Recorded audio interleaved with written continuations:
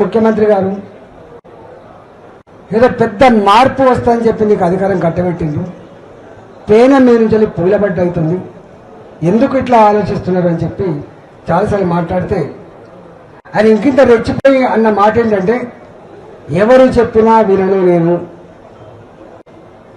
నాకు నేనే నిర్ణయం తీసుకుంటా, పక్కా కూలగొట్టవలసిందే, మొత్తం బుల్డోజర్లు పెట్టవలసిందే, అడ్డమచ్చినోని బుల్డోజర్ కింద తొక్కవలసిందే, కూలగొట్టవలసిందే. ఇది ఆయన స్టేట్మెంట్. నేనన్నా రాజు కూడా మారు వేషంలో అప్పుడప్పుడు ప్రజలు ఏమనుకుంటారో చూసేస్తాను. సరే నువ్వు రాజు కాకపోవచ్చు కానీ నీ కింద ఇంటెలిజెన్స్ వ్యవస్థ ఉంది, వాళ్ళైనా నీకు చెప్పుంటారు కదా ఇక్కడ ఇట్లా ఉంది అని చెప్పి చెప్పుంటారు కదా, ఎందుకు మీరు వింటలేరు అని చెప్పి మళ్ళా ఇట్లా స్టేట్మెంట్ నడుస్తూనే ఉంది.